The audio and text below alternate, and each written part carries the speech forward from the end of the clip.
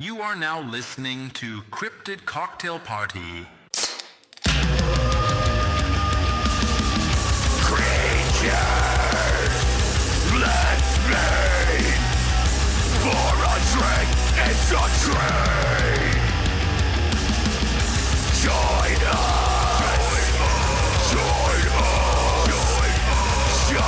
us in the fight. Cryptid Cocktail Party. Cryptid Cocktail Party. Welcome back, everyone, to another episode of Cryptid Cocktail Party, a show where we have a few drinks, share a few laughs, take a dive into the unknown. I'm your host, Dave, joined as always by my wonderful co-host, Sarge. How's it going, Sarge? I'm erect. Jesus fucking Christ. Just my nipples. Just my nipples. Relax.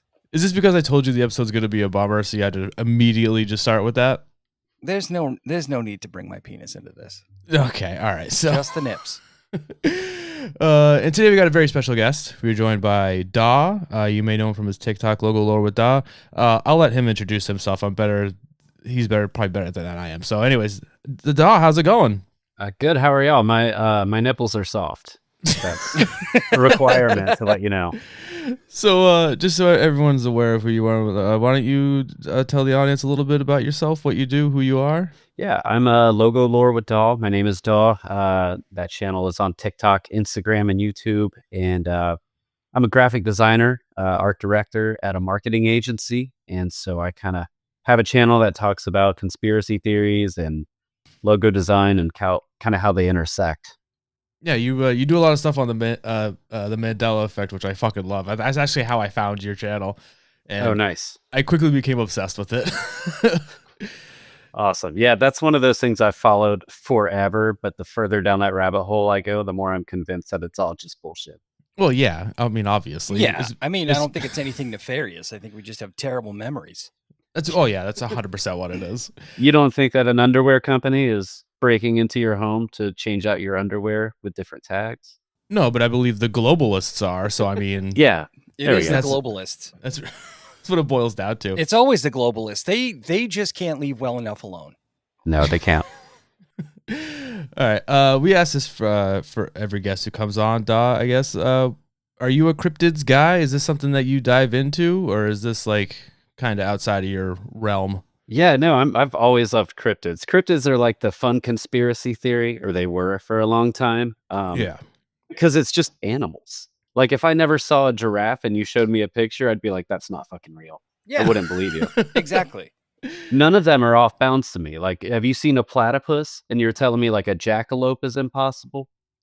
Exactly. I'll agree. I mean, honestly, I feel like of all the things that are possible, a bunny-shaped cryptid, like a bunny-sized cryptid, is probably the most reasonable. Oh, yeah, for sure. They could hide easily. You wouldn't even know they existed. I completely agree. All right, well, I think I got a good cryptid for you guys today. We haven't done a cryptid in a while, I feel like.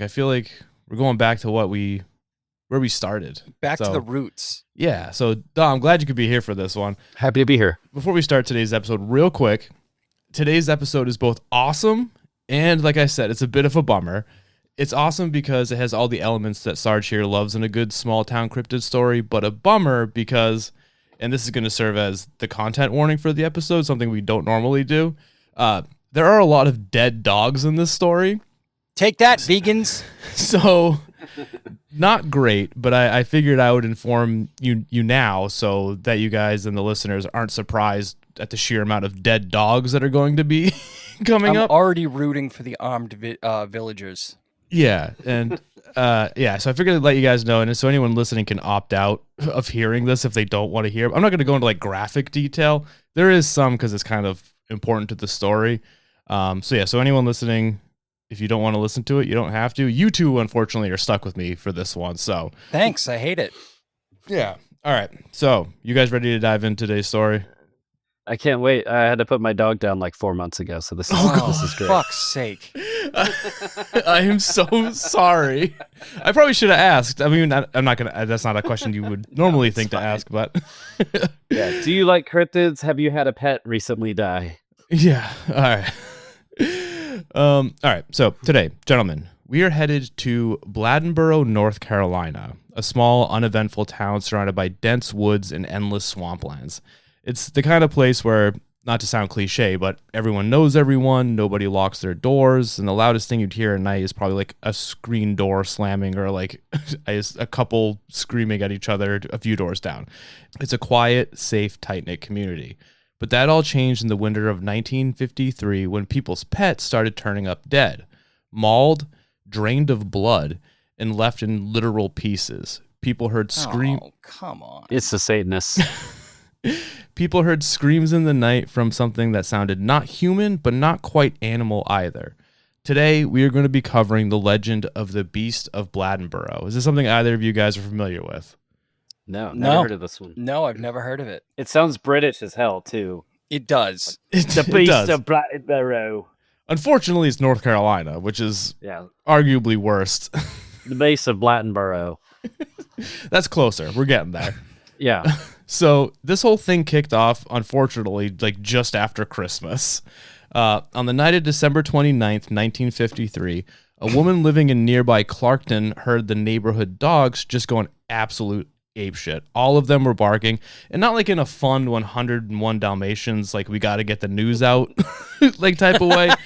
This is more like, it's like they're about to fuck something up, kind of. You all know when a dog is like really angry. Yeah, yeah. Yeah. Then suddenly, silence. It all just stopped. So she stepped outside to see just what all the hoopla was about and caught just a glimpse of something large and low to the ground, moving almost cat-like, slinking off into the trees. Now, 2 nights later, on December 31st, Bladenboro Police Chief Roy Forrest was called to the home of a local man named Woody Storm.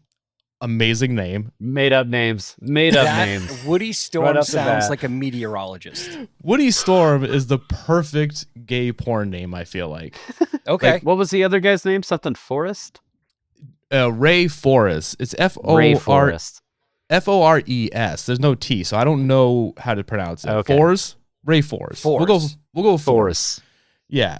Now, this is where the story starts to become a bummer. Woody found 2 of his dogs just absolutely slaughtered. Their bodies were torn apart, their skulls crushed, and one of them has had his head completely torn off. Now, like I said, that's a bummer, but here's the kicker. There wasn't any blood. An autopsy was performed and confirmed that the dogs had pretty much been like drained dry. They weren't eaten. They weren't just killed. As the local papers eventually called it, they were emptied, quote unquote, vampire style. So, Damn. so I think it's safe to say that things escalated pretty quickly. There wasn't a ramp up from just like stalking around the tree line to just full on dog decapitation. But don't worry, guys. It gets way worse from here. So Imagine if you're like a shitty dad and you're like, hey, sorry I forgot your Christmas present. I finally got it for you. It's a pup. Forget it. It's not. That's what I was thinking. It's like I left it in the car. it's like right My after Christmas, apologies. the amount of puppies that were probably given as pets. I know, right? Dude, I don't know. I can't wait to go feed Fluffy. Oh. Runs out in the backyard. Fluffy's torn in half. Now, on New Year's Day, 1954, 2 more dogs were found mutilated, and by January 3rd, the count had risen to 7 dogs, all killed in the same brutal fashion as Woody's. And again, there was all like no blood at the scene. Was it 2 each time? Like Noah style? It didn't say. So- Because it was a pair the first time, right? Then they found 2 the next time? yeah, and then there was 7 altogether. So that doesn't. Okay. No, that, Yeah. So we can take Noah out of the equation. He Yeah. wasn't involved at least. It wasn't the Nephilim. No, it was not. We can leave God on the table though. We can still blame God for this. We can. Yes. Now, in one case, a veterinarian examined a carcass and found, quote unquote, no more than 2 or 3 drops of blood. I don't know how you can like accurately measure that. Just squeezing the veins like don't eat a mac and cheese packet. Just wringing out Fluffy, Yeah. trying to. I don't understand how like that doesn't sound very scientific to me. Now, soon another dog was found with its lower jaw ripped clean off.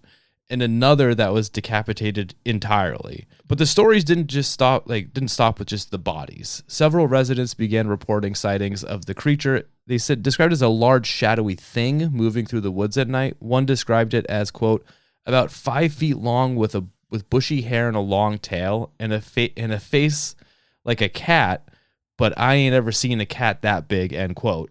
Another said it looked kind of like a cougar. Some thought it was a bear, but no one really knew what the fuck they were looking at. Then there were the sounds that it made. People started hearing high-pitched wailing screams coming from the swamps at night. Oh, easy. Marjorie Taylor Greene. This is how she stays young. Is that what it is? She mutilates dogs and drinks She's their blood. draining the swamp. By your swamp, dogs. she means the dogs that live in the swamp. She's draining their blood. Yeah. God fucking damn it. All right. Can I hear y'all's estimate? What do y'all think the scream sounds like? Can I hear? Can y'all each do what you think it sounds like? Then I'll do mine. Well, here's the thing. I know what it sounds like. Oh. Oh. Do you have a recording? No, but I have descriptions of it if you'd like to hear. It's Yeah, all right. So they described it as, quote unquote, like a woman being murdered or, quote unquote, a baby crying, but wrong. I don't know what that means. Like, Yeah, it's a baby, and he's like, hey, where's my bottle? What the fuck? like, Come on, guy. so for me, it sounds like a Fisher cat. I feel like that's, if you've ever heard a Fisher cat, it sounds like a fucking woman being murdered or a baby crying, but wrong. Is that a real animal or? Yeah, Fisher cat's a real animal. Okay. Not like a wampus cat or. No. It's like a weasel. Yeah, but a very angry bigger. weasel. Yeah, it's like actually, a wolverine is probably a closer description. Yeah. Because they're a little bit bigger and fatter. Yeah, we have them up in New England. Like, you could hear them in the woods behind my house at night back when I lived up there. It's not great. It's not a fun sound if you don't know what you're hearing. Now, these weren't animal calls that anyone in Bladenboro recognized. And I feel like when you live in like a small community like this, especially like in the South or like Appalachia region, like you're pretty familiar with like what the animals are that are around you. So if you don't recognize it, for me, that tends to add credence to the story. Maybe I'm just insane, but I feel like people in small town, rural areas know what the fuck is in the woods behind their house. And if they're hearing a baby crying, but wrong, I tend to believe what they have to say. Where? All right. So now it's January 4th. Wow, see? After the baby finishes got a crying, cigar. he robs a bank. Wow, see? All right, so now it's January 4th. This is just 5 days after this all started, and the panic in the town is very real. Reports are flooding in daily, more animals turning up dead, with each kill becoming more violent than the last. People were scared, and they wanted this thing captured or killed. So Chief Roy, overwhelmed with calls and too few officers to keep up, brought in a team of professional hunters from Wilmington armed with quote-unquote cat dogs, which are not half cat, half dog homunculi as portrayed in the 90s Nickelodeon cartoon, but they're actually hounds trained to track bobcats and cougars. Well, this makes me sad because I was really hoping for cat dog. But That's the best cryptid ever. oh yeah, for sure. Right. But the locals and the people from the neighboring towns said, fuck that. We do not have time for these professionals to do whatever it is they're trying to do. So they took matters into their own hands. And by the night of January 5th, over 500 armed men roamed the woods and swamps. Locals, outsiders who had heard about the attacks, good old boys, frat boys from UNC Chapel Hill, backwoods rednecks, all of them armed to the teeth and ready to be the guy who killed the beast. So Nothing brings a community together like the opportunity to roam around with a loaded weapon in the Yeah. forest. So Was it Kyle Rittenhouse was there? His mom dropped him off. so that It's okay, I'm a medic.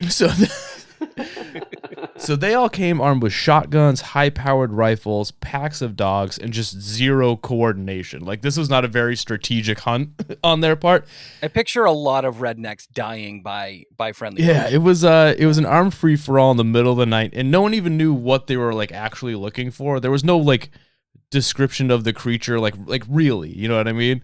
I love the idea that they all came out at like sunup, like it's dawn, and they all come out of the woods carrying different animals, and they're like, "Was this it? All right, throw it in the back of the truck." One of them holds up Kyle Rittenhouse. I think I got him. But even with all those people in the woods hunting this thing, or maybe because of they were in the woods hunting this thing, that night shit got really real when a woman named Mrs. C.E. Kinlaw stepped out onto her porch after hearing her dogs whining. Now, she had barely made it through the doorway before something lunged at her. She screamed, and her husband ran outside with a shotgun at the ready, but whatever was bolted into the woods before he could get a shot off. Now, real quick, before we move on, I'm not one to victim blame here, but if news is going around that an unknown massive demon cat thing is going around decapitating dogs, keep your dogs inside. Bring the dog in. Yeah. Yeah, Right? bring the dogs in. Also, why are they not in your bed to begin with? Exactly. Like, Yeah. why are they not cuddling next to you in your bed, you psychopaths? My dog is always right next to me. Exactly. Like the Same. fact you left them out there, heard them whining as if the unknown massive demon cat thing is nearby, and then you go outside to check on them to make sure there isn't a massive demon cat actively decapitating them, and then you get attacked by said demon cat, that's on you. Like, that's on no one else Yeah. but you. Again, not to victim blame, but also you're a bad pet owner and should be in jail. So I agree. 100%. Yeah. anyways, she later described what attacked her as looking like a big mountain lion, but not like one she had ever seen before. Then outside their home, Chief Roy found massive paw prints in the dirt, but the size and spacing of which didn't match any common animal that was found in the region. So, yeah, now it's attacking people. Not great, but it is what it is. How we feeling so far, guys? Adal, let's start with you, then I'll see how Sarge is feeling. I'm stuck on the cat dogs. I'm just really hoping there was something going on there. I do have a little aside real quick. My really religious grandpa wouldn't let us watch cat dog when we were kids because he said that crossbreeding wasn't biblical. So I don't know if I'm allowed to listen to this story, but I'm gonna risk getting in trouble. I'm pretty confident they had mules. No, it's different. It's a horse and a donkey. The question is though, if you have a that's cat different, dog, Sarge. which side do you put the leash on? I want to know if you need a cat box or not. Oh, that's good. Like, where does it? Is it like a belly button situation? Where's it coming out? I always assumed. I don't know. It comes out dog's mouth. Well, here's the thing. Dog poops it out his mouth. I was gonna say because and then probably eats it. I'm almost certain Yeah, that when that is dog at one behavior. point, cat's licking himself, and then dog has the hairball Comes come up out a of his mouth. So hairball. it has to be some sort of like human centipede scenario, but like different. Oh, It's not great. It doesn't. you know what? I regret bringing this up. I hate this. Well, that's on you, bud. You did this to yourself. It is a self-replicating human centipede. If they go like in a circle and just mouth to mouth. Yeah. I can't believe I'm saying this, but can we get back to Yeah. the mauled dogs, please? Because I've ruined cat dog. All right, so we'll move on. But yeah, so it's attacking humans. That's not good, but you know it might help. Yeah, it's problematic. More people hunting this thing. By January 6th, it was reported that 800 people had shown up in town. Hunters, gawkers, reporters, you name it. The town, which at this time had a population of a little over 750 residents, had more than doubled in size overnight. Just a bunch of people traipsing through the swampland with loaded weapons and no clue what they were doing. It is actually the second largest gathering of armed rednecks on a January 6th. So I do. Oh my god! I didn't even put that together. Fuck, dude, that's good. That's deep. They let us in the woods, all right? That is deeply funny. I'm not gonna lie. At one point in all this, someone, and I'm not sure who, they devised a foolproof plan. Tie up a live dog as bait and wait for the fucking assholes. and wait for the beast to strike. But that plan fell apart pretty quickly because there were so many hunters and people that they couldn't. They kept wandering into the bait zones, so they gave up on that pretty quick. it wasn't the best plan, and not everyone was like super gung-ho about it. And I don't know how true this part is, but I read that apparently a humane society sent a wire to Chief Roy and basically said like, hey, dickhead, maybe don't do that. It's not... Yeah. But it is what it is. So just like on the actual January 6th, by the end of the 6th, the chief and the mayor realized this can't continue. At this point, like, go home, stand down. At this point, you're more than likely to be shot by some moonshiner than be attacked by the actual beast. So for the safety of the public, the officials called off the hunt. Like, unless there was like a fresh kill or like an actual verified sighting, just pack it up, get out. So the hunt was called off, and then wouldn't you know it, on January 7th, another dog was found mutilated by a nearby swamp. A farmer also reported that one of his goats had been killed in the same manner as the other animals by its skull being crushed and all of the blood drained from its body. Now, on fucking hell. Yeah, it's not good. Then on July 11th, 2 cars full of people were driving near Big Swamp. I assume that's a swamp in the area. It's about 4 miles outside of Bladenboro when both cars caught something in their headlights. A large cat-like animal slowly crossing the road and giving absolutely zero fucks about the cars or the people in them. 6 eyewitnesses who saw it gave almost consistent descriptions of what they saw. A 4 to 5 foot long animal with a large head, runty ears, and brownish fur. One witness, Jeff Evers, said it looked, quote unquote, like a tabby, but if a tabby weighed 100 pounds and walked like an apex predator. Oh, like a lion then. So it was a lion. Pretty much, yeah. Or a tiger, right? Stripes, tabby? It could, yeah. I mean, either way, it's a big cat, and it's too big for comfort, I feel like. Yeah, Daw was right. I'm an idiot. I said lion when I meant to say tiger. It sounded like lion to begin with, though, because they mentioned like a lot of hair. Yeah, big fluffy head. I had just Like too a- much like a stupid mane juice. or That's what something. happened. So he's a liger. Oh, A liger. It's pretty much my favorite animal. well, we did learn that. We learned that crossbreeding goes against God, so it can't be a liger. That's what we God have. doesn't allow We it. have already established this. God would not allow that. But he did allow fallen angels to reproduce with women and create the Nephilim. Well, I mean, that's different, though. Yeah, it's different. Yeah. It's different. a different thing. Come on, man. You're thinking about it too much. You don't think about You're it. right. You're right. Yeah, You're right. that's the problem. That's the problem with most of these is that you thinking about it, just let it ride. Now, Bible sounds way more believable if you don't think about it at all. Yeah, true. so that sighting of the liger, like that sighting was like the last real glimpse of the creature and considered by locals as like the last major sighting, because on January 13th, a local farmer and part-time hunter named Luther David found a bobcat snared in one of his steel traps. David shot it and brought the carcass into town.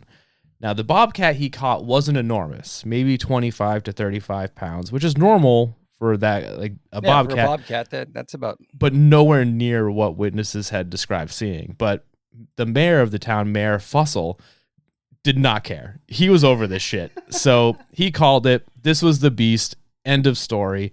In a burst of dramatic small town pageantry, they hoisted the bobcat's corpse up a flagpole in downtown Bladenboro and then slapped a handwritten sign underneath it that read, "This is the Beast of Bladenboro." Pretty gnarly. I would have liked that better if it was just like a mission accomplished banner. Yeah. The mayor, Just in terms of the accuracy of a bobcat crushing a dog's skull, I'm thinking yeah, George Would Bush you say style mission accomplished. 30 is what we need. pounds? yeah, 25 to 35 pounds. Not big. Not big at all. I don't think that could crush a dog's skull. Like my Yeah. dog is twice that size. Yeah, no, it definitely couldn't. But I mean, photos were taken, the press ate it up, the mayor had declared victory, but no one really believed it. Like the bobcat, again, Well, yeah. it didn't match any eyewitness descriptions. It wasn't 5 feet long. It definitely didn't have the power to crush skulls or just rip off heads entirely. It's basically just a large house cat. Yeah, and it for sure didn't explain like the missing and drained blood. Even the mayor himself admitted later that he didn't really think the bobcat was the culprit. Like he just wanted this shit to Yeah. be done. The mayor, I mean, it makes sense. I would have done the same the thing. mayor of this town, it reminds me a lot of the one from Jaws. Like, Okay. just like he didn't want anyone talking about what was going on. But for some reason, he's the one that called in the press for all of that. Like, he was a weird dude. I left a lot of the stuff about the mayor out because fuck that guy. It's not really important to the story, but just imagine the mayor from Jaws, and that's this guy. Got it. But hey, man, the killing stopped. Like, people were calming down. So for the sake of public order, case closed, I guess. But if no one truly believed it was a bobcat, what could it have actually been? You guys want to hear some theories? Yeah. Yeah, Okay. of course. Are any of them tigers or ligers? None of them are tigers or ligers, unfortunately. Right. Well, this is kind of Appalachia, right? So are Fae on the table? Good call. Fae are Those are not on the mimics. table. Shape-shifting Fae. Fae are always on the table, all right? Always. That is true. But that's not one of the theories that I came across. But maybe we can create our own. The first is that it could have been a wolf or possibly a coyote. Both are plausible in terms of behavior and bite strength, but neither fit the, quote, like, move like a cat and drain the blood angle that the story kind of centers around. And coyote are way too small. True. Also, coyotes weren't known in the region back then, and wolves had pretty much vanished from North Carolina by then altogether. So, doesn't seem very likely. Another theory is what I like to call the big boy theory. It is one of my favorites.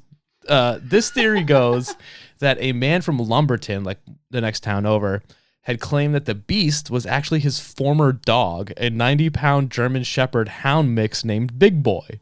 Former? Did he like resign?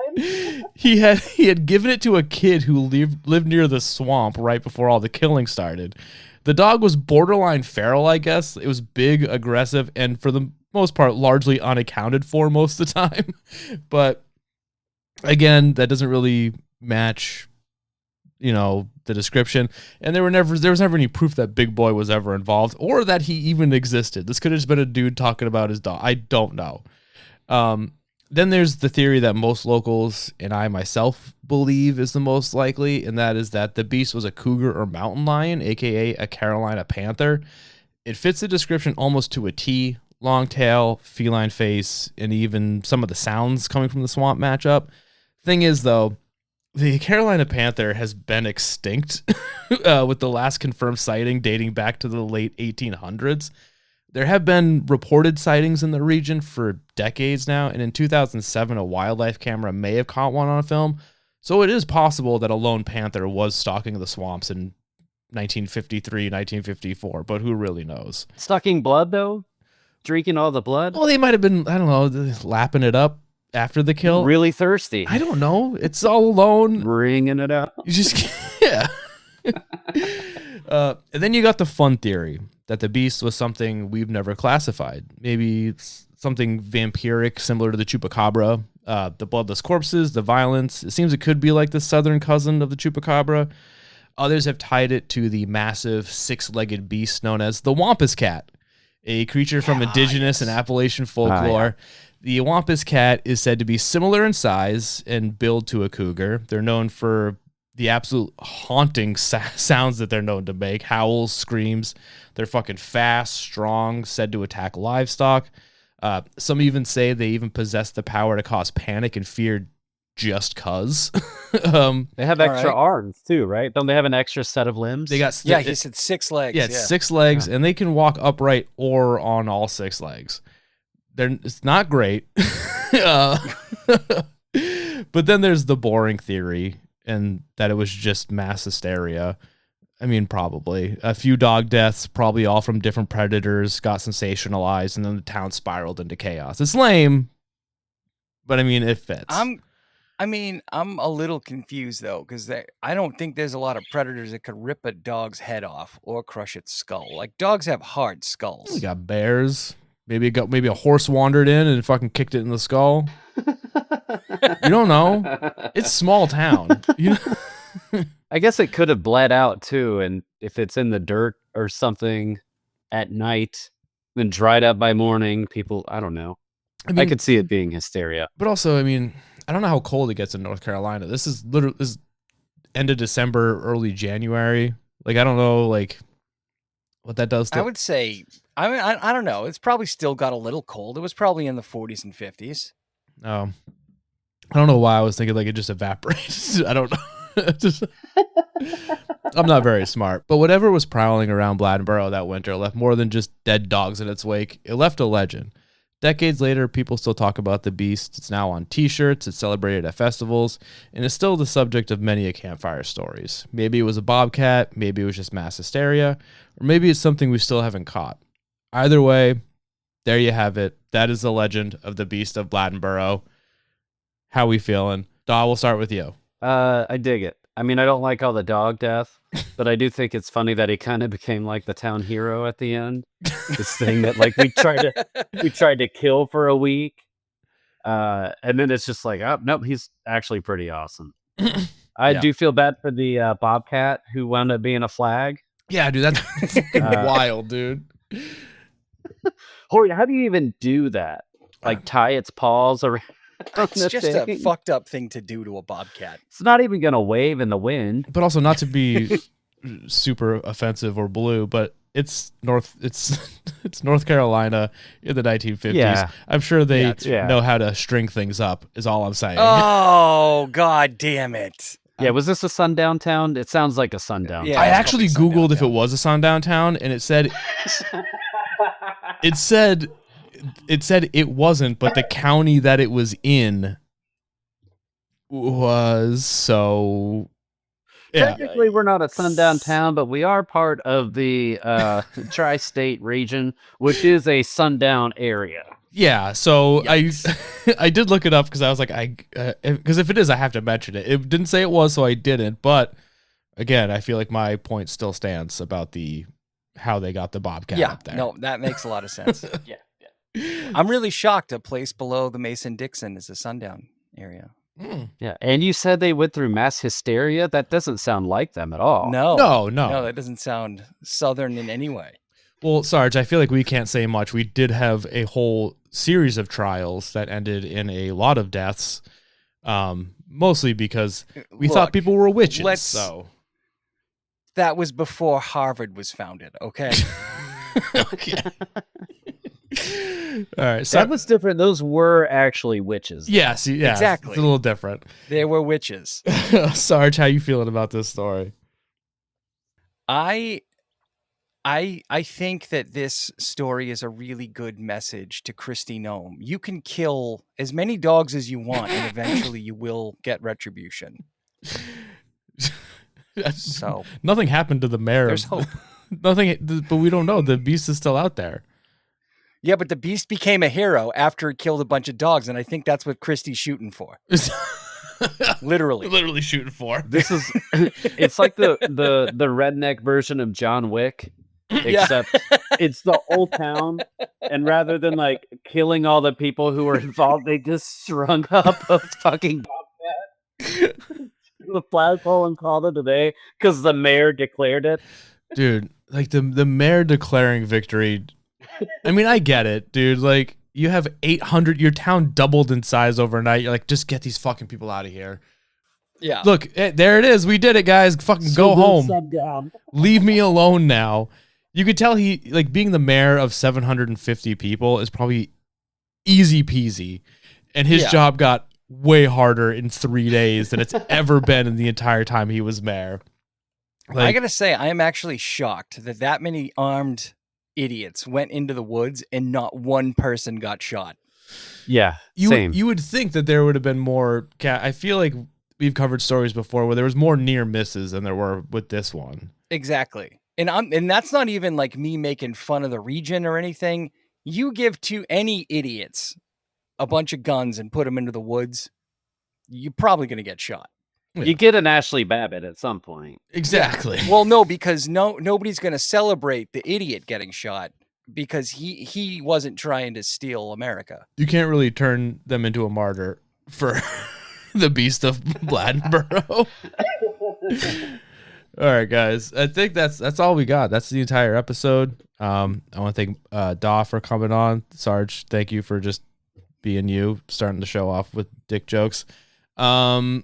Daw, before we go, I just made the one. Is Is there anything you want to plug? Anything you want to say? Anything you got going on? Yeah, I thought it might be appropriate to plug, since this is Cryptid Cocktail Hour, the mocktail that I'm drinking is it's a non-alcoholic whiskey and Coke flavored soda called Ooh. Cowboy Cola. Oh, hell yeah. Oh, And nice. this is actually my company. Me and a buddy started it Really? earlier this year, and we recently launched. Yeah, we're called No Spirit. We've got the Cowboy Cola, then we have a Caribbean Cola right now, which is a non-alcoholic rum and Coke, and then we are working on Grand Mal Tonic, is what we're calling it, and it's Ooh. a non-alcoholic gin and tonic flavored soda. Not Very gonna lie, cool. I would drink the fuck out of a non-alcoholic gin and tonic. Yeah, I love gin and tonic. Send me an address, and I'll send you all some samples. Hell yeah, Yeah. man. Yeah, absolutely. I'll plug the fuck out Thank of that you so much. Oh yeah. And if people want to find you, where can they find you? I'm on Instagram, TikTok, and YouTube at logolorewithdaw, DAW. All right. And you mentioned to me something about it. I can edit this part out, but you mentioned something about it working on a comic book. Do you want to talk about that or no? Sure, yeah. Me and a buddy wrote. We're working on a comic book. We wrote the first issue about a year ago, and it's taken me a while to illustrate it. But it is. It's called Mid Strangeness, so kind of a take on High Strangeness. About It's pretty good. a wampus cat and a skunk ape who live in the middle of a swamp in Florida called Strangeness. And yeah, it's kind of just a love letter to like old school rubber hose animation, up through like old Hanna-Barbera cartoons. Hell A lot yeah. of up through like even Ren and Stimpy type of stuff kind of influenced it, being a kid of the 90s. So yeah, working on that. I don't know when that's going to be out, Right. but who knows? It's a work in progress. Yeah. But it sounds Yeah, awesome. for sure. I love Ren and Stimpy. And when it gets That closer was- I do to too. when it gets closer to being released, we'll definitely we could have both of you on to talk about it. I think that'd be super fun. Yeah, Oh yeah, for definitely. sure. Yeah, that'd be awesome. All right, Sarge, you got anything you want to plug or say before we sign off? Yeah, if you don't want a mocktail, drink Narragansett. They are our sponsor, and we are both drinking Narragansett right now. Dave's rocking the Atlantic, and I'm doing a red beer with just a traditional Narragansett lager and some Clamato.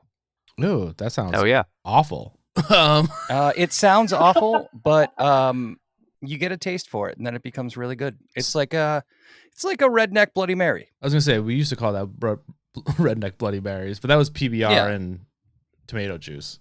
It's all bad. Yeah, it's this not good. This Clamato's a little bit better than tomato juice. It's a little bit more of an interesting flavor. All right. All right. So with that out of the way, normally I would have Sarge say goodbye and I love it to the audience. But Daw, do you want to do the honors of saying goodbye and I love it to the audience? Oh yeah, sure. Goodbye, a bunch of people I've never met. I love you. I love you so much. Yes.